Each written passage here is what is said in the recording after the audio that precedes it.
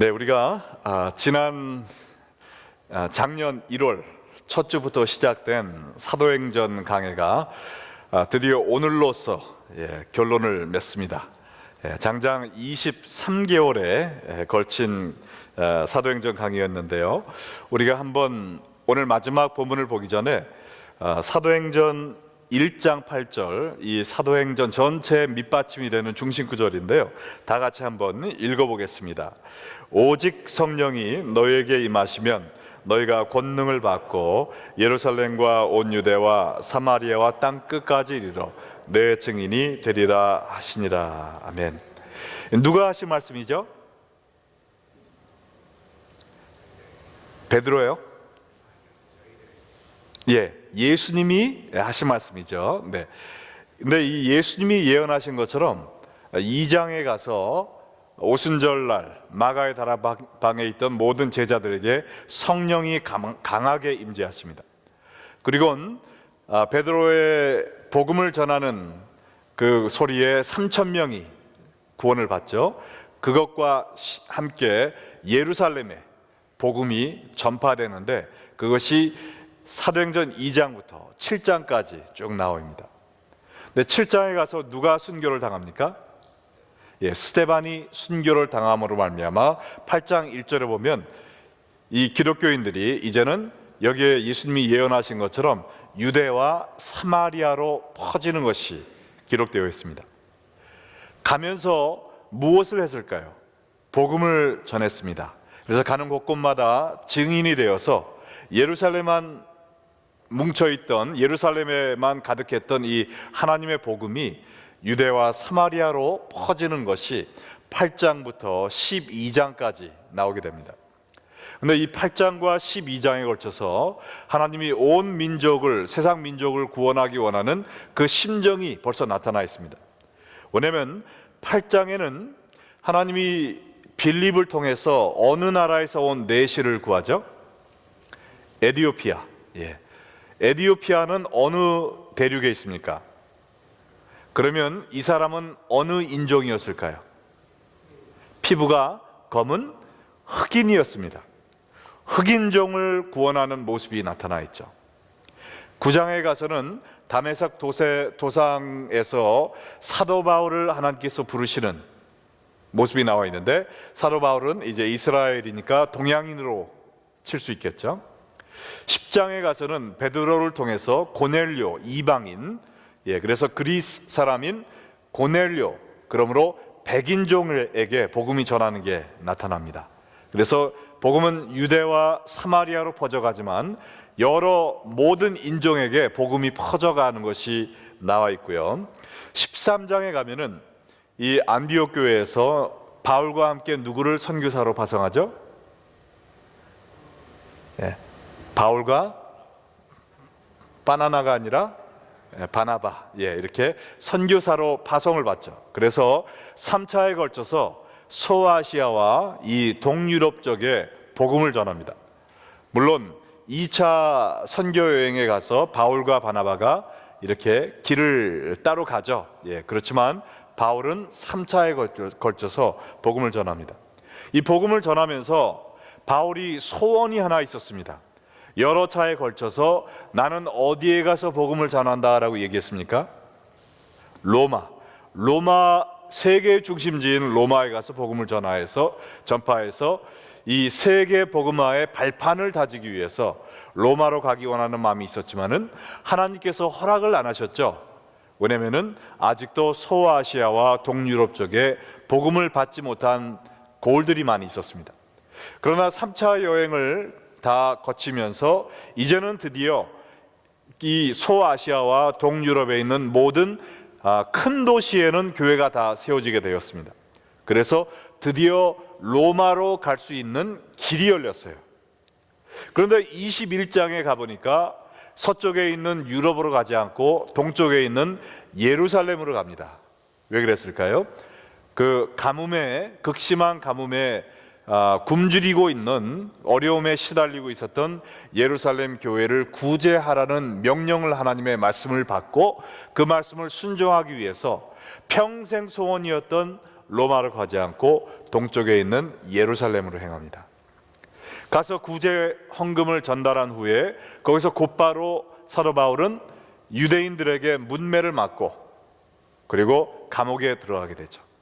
거기서 2년 동안 5번에 걸친 재판을 받으면서 여러 번 무죄가 판명되어서 풀려날 수 있었지만 거기서 사도 바울은 가이사에게 항소합니다 라는 말을 계속하죠. 왜 그랬을까요? 자기가 풀려날 수 있었지만 자기 믿음에 확신이 있기는 내가 로마로 가는 가장 빠른 길은 죄수로 거기에 끌려가는 것. 그러면은 교통비도 안 내고 내가 로마에 갈 수 있다. 네. 로마 병정들이 나를 끌고 갈 거니까 내가 죄수로라도 로마에 빨리 가서 죽기 전에 복음을 전해야 되겠다라는 이 소원을 이루기 위해서 가이사에게 항소합니다. 그렇게 얘기를 하죠. 그래서 여러분 이 지도에 보시면 이제 로마로 가는 길이 나와 있습니다. 여기서 그 오른쪽 밑에 있는 예루살렘을 떠나서 그 이제 가운데 있는 그레네라는 섬에 가죠. 거기서 사도 바울은 여기서 지금 항해를 하면 반드시 풍랑을 만날 것이니 여기서 겨울을 나자 했지만 바울을 우습게 생각한 선장들이 그냥 가자 그래서 2주일 동안 풍랑을 만나서 표류하죠. 그래서 저 왼쪽에 있는 저 멀리에 있는 이 멜리데라는 섬에 가서 표류해서 구사일생으로 목숨을 구하죠. 근데 그 섬에 가서 무슨 일이 일어납니까? 사도 바울이 뭐한테 물리죠? 네, 뱀, 독사한테 물리죠. 그래서 사람들이 이 사람은 분명히 죄인이다, 금방 죽을 거다 생각을 했는데 불에 털어버리고 기적적으로 죽지 않음으로 말미암아 그 멜리데에 있는 사람들에게 복음을 전할 수 있는 기회를 얻게 되었습니다. 복음을 전하고 거기서 많은 병자들을 낫게 함으로 말미암아 풍랑을 통해 잃어버렸던 모든 짐을 그 사람들이 채워주고 3개월 동안 따뜻하게 자고 또 배부르게 먹을 수 있게 해준 다음에 모든 필요한 짐을 싣고 이제는 드디어 AD 61년 2월에 로마로 입성을 하게 됩니다. 네, 로마에 들어갈 때 사도 바울은 죄인의 몸으로 들어갔습니다. 그러나 사실 바울을 붙잡고 있었던 것은 그의 죄목이나 아니면 밧줄이 아니었습니다. 복음을 전하기 위한 복음의 열정이었습니다. 믿으십니까? 이 바울은 복음에 붙들려 있던 사람이었습니다. 바울이 로마에 가기 원했던 이유도 자기의 무죄를 증명하기 위해서 간 것이 아니라 거기에 가서 복음을 전해서 세계 복음의 전초지로 만들기 위해서 간 것입니다. 그래서 아니나 다를까 바울은 로마에 가자마자 그 지역의 유대인 유지들을 만나서 복음을 전합니다. 그때는 시간이 많지 않았기 때문에 그 사람들이 돌아가서 우리가 다시 한번 오겠다라는 약속을 하고 오늘 본문에 보면은 그 로마의 높은 유대인 유지들이 많은 사람들을 데리고 바울이 있는 곳으로 와서 복음을 듣는 모습을 저희가 보게 됩니다. 그래서 오늘 이 사도행전을 우리가 끝마치면서 사도 바울이 로마에서 어떻게 복음을 전했는가를 살펴보면서 우리도 정말 하나님의 소원인 세계 복음화를 이루기 위해서 어떠한 태도와 마음 자세를 가지고 살아야 되겠는가를 생각해보는 시간이 되기를 원합니다. 우리가 바울의 로마 사역을 통해서 배울 수 있는 첫 번째 모습은 무엇이냐면 바울은 기회를 최대한 활용하여 복음을 전했다는 것입니다. 기회가 올 때 놓치지 않고 그 복음을 전할 수 있는 기회를 최대한 활용하여 복음을 전하는 모습을 보게 됩니다. 사도행전 28장 23절에 보니까 그들이 날짜를 정하고 그가 유숙하는 집에 많이 오니 바울이 아침부터 저녁까지 강론하여 하나님의 나라를 증언하고 모세의 율법과 선지자의 말을 가지고 예수에 대하여 권하더라 그랬습니다. 그가 유숙하는 집이라 그랬습니다. 감옥이 아니고 집에 있다고 그랬어요. 네, 왜냐하면 바울이 멜리데 섬에서 이렇게 놀라운 기적을 행하는 것을 보고 로마 관리들이 그에게 재판을 받을 때까지 집에서 머물 수 있는 특권을 허락한 것입니다. 거기서 바울은 그를 찾아온 사람들에게 복음을 전했는데 두 가지에 대해서 복음을 전했다고 그랬어요. 첫째는 어느 나라입니까? 하나님의 나라. 두 번째는 누구에 대해서요? 예수님에 대해서. 근데 이 하나님의 복음과 예수님은 똑같은 거예요. 자, 뭐냐? 예수님이 전파하신 중심 메시지가 무엇이었습니까? 하나님의 나라에 대해서 전하기 위해서 왔습니다. 예수님이 하신 일도 하나님의 나라에 대한 이 복음을 전하시고 또 전파하시는 일이었기 때문에 예수님과 하나님의 복음은, 하나님의 나라는 똑같은 것이고 이 복음의 핵심이었던 것입니다. 그래서 이 바울은 모세의 율법과 구약의 선지자들, 그러니까 구약 성경을 총동원해서 거기에 있던 유대인 유지들에게 바로 예수님이 하나님 나라를 선포하러 오신 메시아시다라는 것을 증거하였던 것입니다. 그런데 바울이 어떠한 태도로 이 복음을 전했는가? 여기 보니까 아침부터 저녁까지 복음을 전했다고 했습니다. 하나님께서 로마에 가서 복음을 전할 기회를 주셨습니다. 그토록 30여 년 동안 복음을 전하면서 저를 로마로 보내주시옵소서 간절히 간구했는데 드디어 복음 전할 기회를 주셨어요. 이 기회를 하나님이 주셨을 때 사도 바울은 최대한 이 기회를 활용해서 복음을 효과적으로 전한 모습을 보게 됩니다. 여러분, 이 사도 바울의 마지막 행적을 기록한 사도행전을 보면은요, 사도 바울이 다른 것을 했다라는 기록이 전혀 없어요. 우리는 로마에 가서 오늘은 어디 가서 맛있는 걸 먹을까? 어디가 제일 피자를 맛있게 하고 로마에서 제일 유명한 파스타 집은 어디고, 소문난 맛집에 꼭 가서 사진 찍어야 되지 않겠습니까? 그리고는 뭘 하고 싶겠어요? 로마에서 가장 아름다운 데가 어디고 가장 유명한 관광지에 꼭 가봐야 되지 않겠어요? 평생 처음 가본 로마인데 우리는 아무리 전도 집회를 하러 갔다 할지라도 전도 집회가 있는 시간 빼놓고는 관광을 반드시 할 것 같아요. 아니에요? 네. 전도 집회가 끝난 후에 며칠 더 남아서라도 이 관광을 반드시 하고 올 것 같아요. 근데 사도 바울은 그 당시에 지금 우리는 가면 로마의 그 옛날 그 찬란했던 문화의 찌꺼기를 보러 가는 겁니다. 그죠? 다 허물어가는 그런 건물만, 돌덩이만 보고 오는 거예요. 폐허가 된 그런 칼로시움 그런 거 보고 오는 겁니다. 그러나 사도 바울이 있었을 때는 로마 문화의 절정이었어요.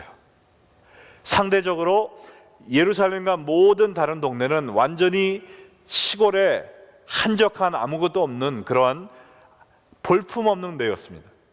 그런 한마디로 촌사람이 로마에 갔는데 얼마나 보고 싶은 게 많겠어요? 먹고 싶은 게 얼마나 많겠습니까? 그러나 사도 바울은 아침부터 저녁까지 집에 있으면서 아무 데도 가지 않았어요. 그날뿐만이 아니고 계속 보면 2년 동안 바깥 출입을 하지 않고 찾아오는 사람들에게 복음을 전했다고 그랬습니다. 얼마나 귀한 복음에 대한 열정입니까? 내가 얼마만큼 살지 모르지만, 내가 내일 형장의 이슬로 사라질지 모르지만 하나님이 오늘 주신 이 기회에 내가 복음 전하는데 내 일생을 불사르겠다 이것이죠. 왜요? 우리가 이 세상에 남아있는 이유가 그거거든요. 하나님의 영광을 어떻게 가장 효과적으로 돌릴 수 있습니까? 어떻게 하나님을 기쁘시게 할 수 있습니까?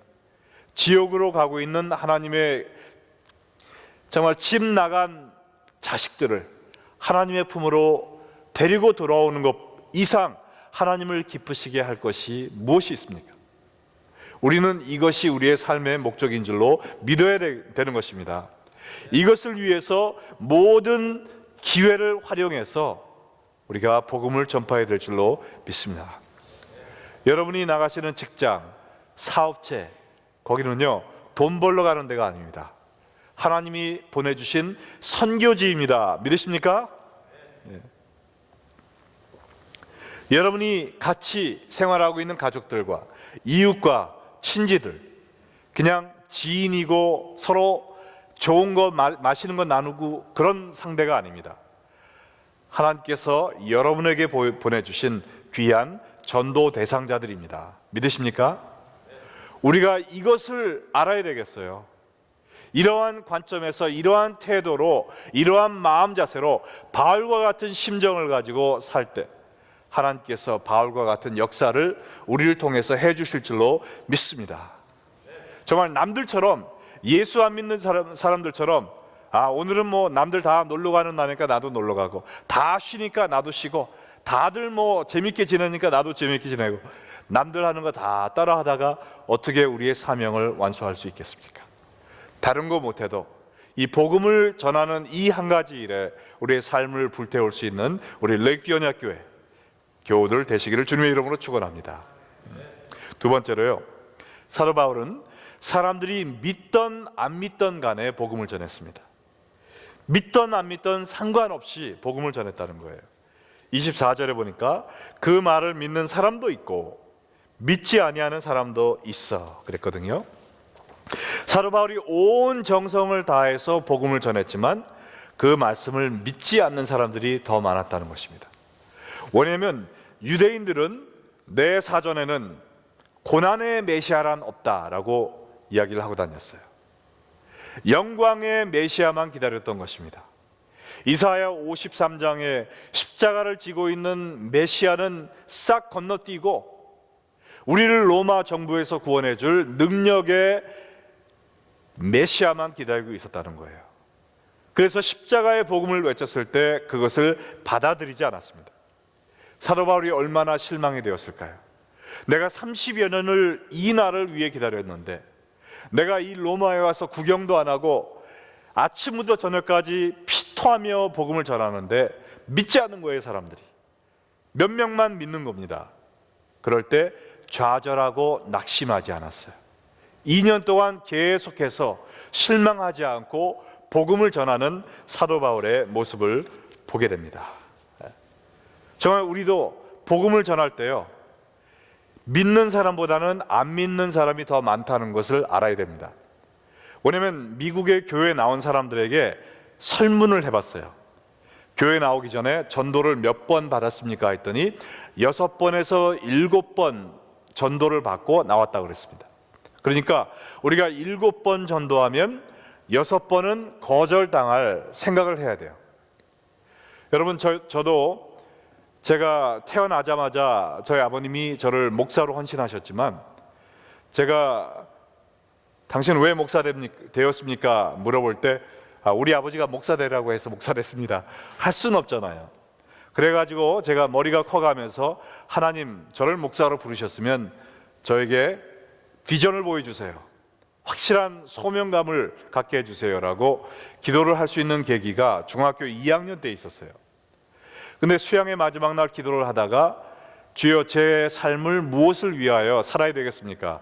2시간 동안 그 질문만 했을 때 하나님이 평생 처음 환상이라는 걸 보게 해주셔서 세계 복음화라는 이 5개의 글자가 이 정말 창공에 누가 타이프 친 것처럼 박힌 것을 보게 되었습니다.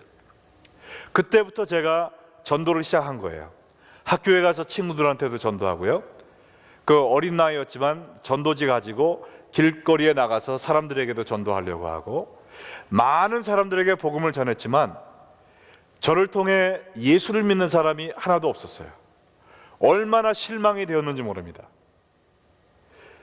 전도도 제대로 못하는 사람이 어떻게 목사가 될 수 있나, 이것이 제 사춘기 때 가장 큰 고민이었어요. 그렇지만 계속 실망하지 않고 전도를 하게 하나님이 시키시더라고요. 그리고 제가 처음으로 맺은 전도의 열매가 목사가 되라는, 세계 복음화를 위해 살라는 사명감을 받은 지 9년이 지난 후였습니다.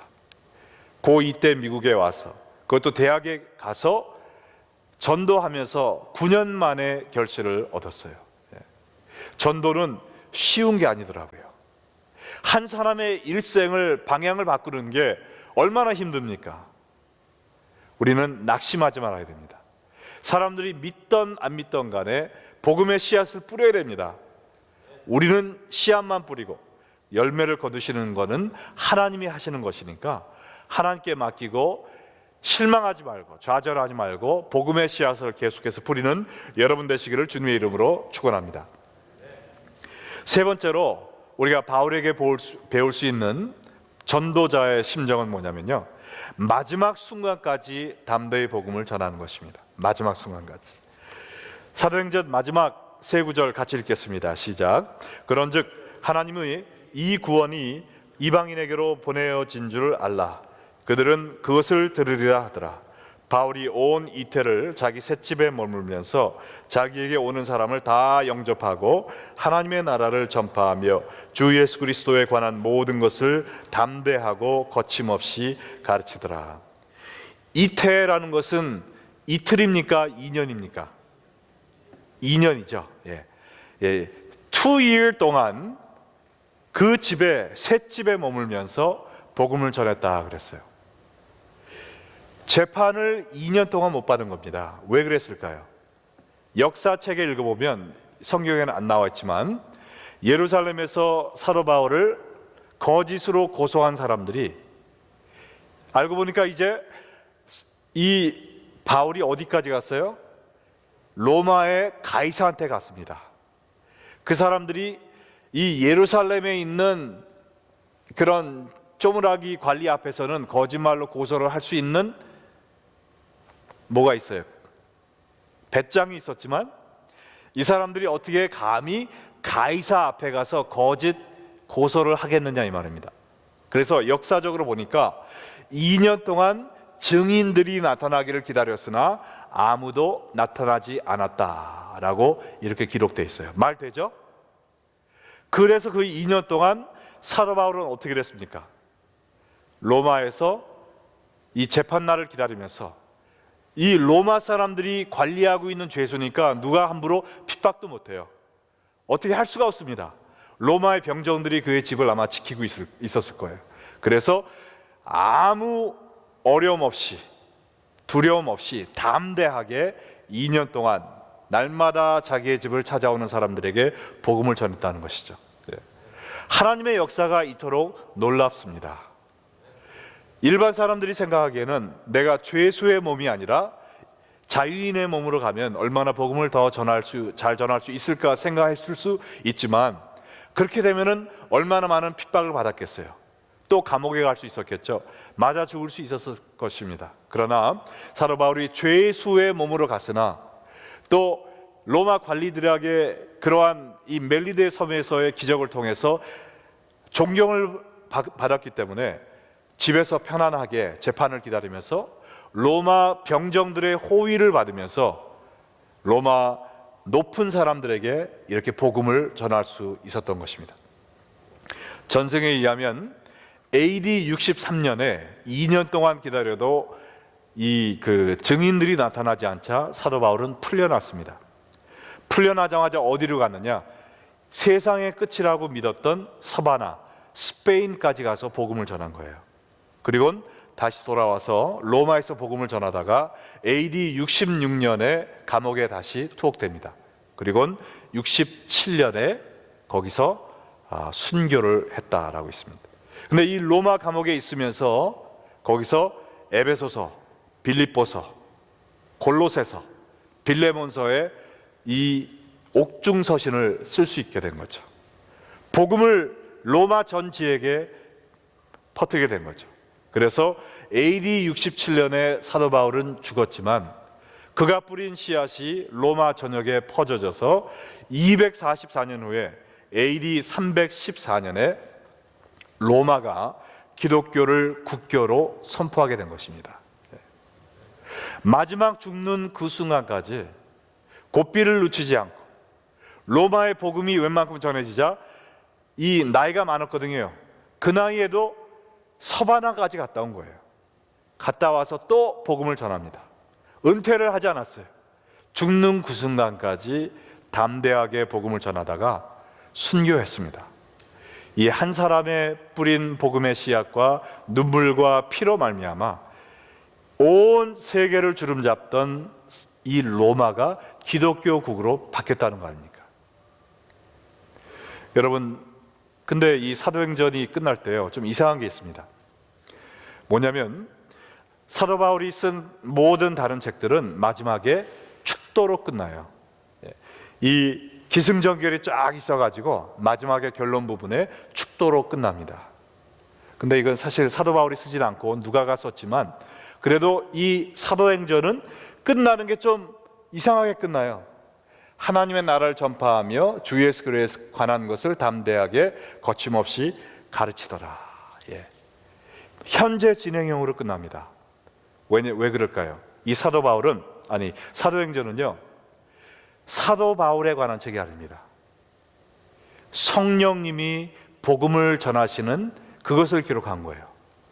베드로부터 사도 바울로부터 모든 제자들로부터 성령 하나님께서 복음을 전파하시는 예루살렘으로부터 사마리아와 온 유대와 사마리아와 땅 끝까지 이르러 복음을 전하시는 성령 행전입니다.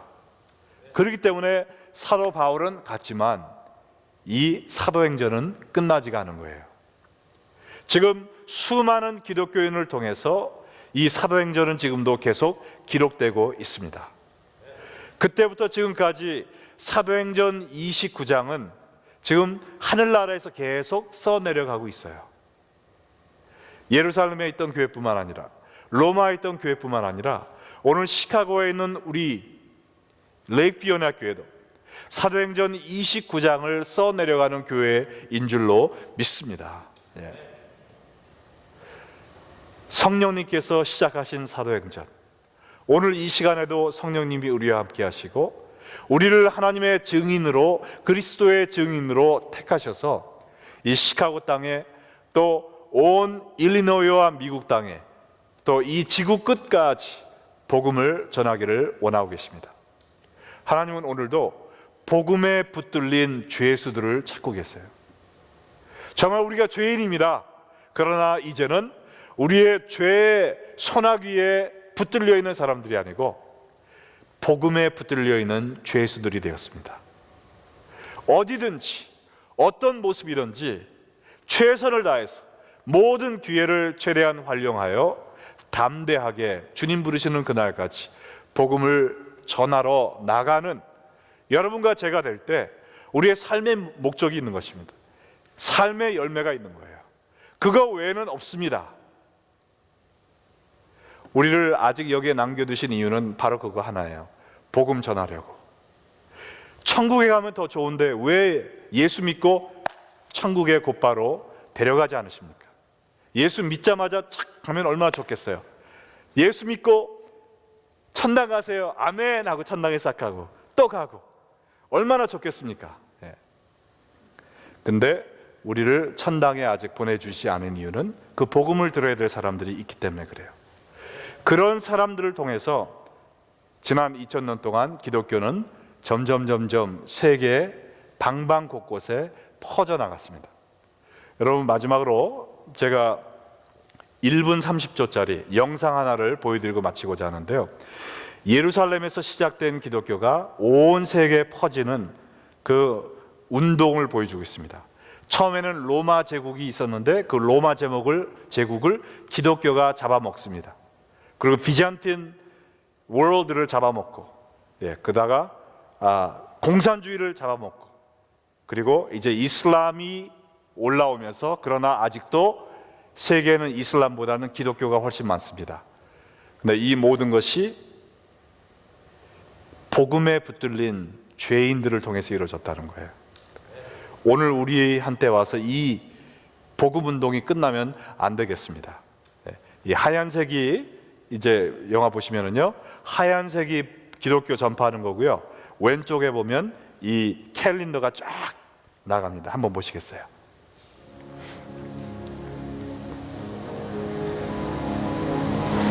빨간 게 로마 제국이죠. 하얀 게 기독교가 퍼져갑니다.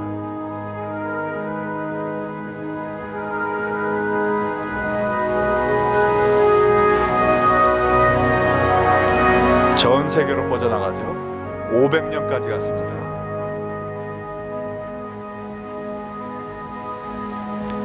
이슬람이 한 600, 700때부터 시작이 됩니다.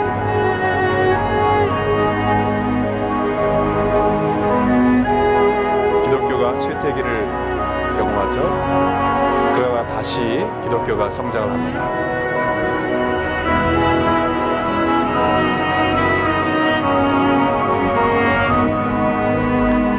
몽고 징기스칸이 온 세계를 점령하지만 다시 사라지고 기독교와 이슬람의 줄다리기를 했죠. 그러다 이제 아프리카와 미국 대륙, 온 아시아와 러시아까지 복음이 퍼져나갑니다. 이것이 오스트레일리아, 지금 2005년의 모습입니다. 우리 하나님께 한번 박수 할까요?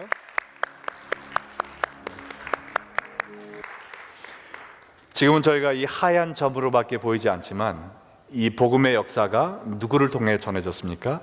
사도 바울과 같이 복음에 붙들린 자들을 위하여 통해서 전해졌습니다. 이제 이 전 세계에 퍼져나간 이 복음이 릴레이 달리기처럼 복음을 전하다 죽고 복음을 전하다가 피 흘리고 그래서 오늘 우리한테까지 왔습니다. 릴레이 달리기를 하는데 우리가 바톤을 딱 넘겨받고 사탕 빨고 그 다음에 찜질방에 가고 남들처럼 여행 다니고 하고 싶은 거 다 하다가 지금 이슬람 바톤을 가진 사람들이 우리 앞에 빨리빨리 지나가는데도 우리는 놀고만 있다면 하나님은 얼마나 한탄하시겠습니까? 이제 예수님 오실 날 얼마 남지 않았어요. 여러분 보시다시피 온 지구 거의 끝까지 복음이 전파됐습니다. 온 천하에 복음이 전파되리니 그제야 끝이 오리라. 세상의 끝이 되면 하나님의 심판이 있습니다. 하나님의 심판 때 여러분 자신 있게 설 수 있습니까? 사도 바울처럼 저도 이 복음을 전하다가 살다가 죽었습니다. 그리고 오늘 주 앞에 섰습니다. 저를 통하여 주님을 믿은 이 사람들 보세요. 여러분 몇 명이나 하나님 앞에 선보일 수 있습니까? 오늘 사도행전을 마치면서 성령이 임하시면 너희가 권능을 받고 예루살렘과 온 유대와 사마리아와 땅 끝까지 이르러 내 증인이 되리라 하신 이 예수님의 말씀을 기억하시면서 성령 받아야 천국 갈 수 있습니다. 그렇죠? 성령이 아니시고는 예수를 주라 신할 수 없다고 그랬어요. 성령 받으면 반드시 나타나는 현상은 예수 그리스도의 증인이 된다고 그랬습니다. 내가 예수 그리스도의 증인의 삶을 살지 못한다면 한마디로 성령 없는 사람이에요. 구원받지 못한 사람입니다. 그것은 내가 진실로 교회 20년, 30년, 40년 다닌 것이 중요한 것이 아니라 예수 그리스도의 증인으로 살고 있는 구원받은 성도인가, 우리 자신을 되돌아보면서 오늘 기도하는 시간 갖겠습니다. 우리 다 같이 눈을 감으시고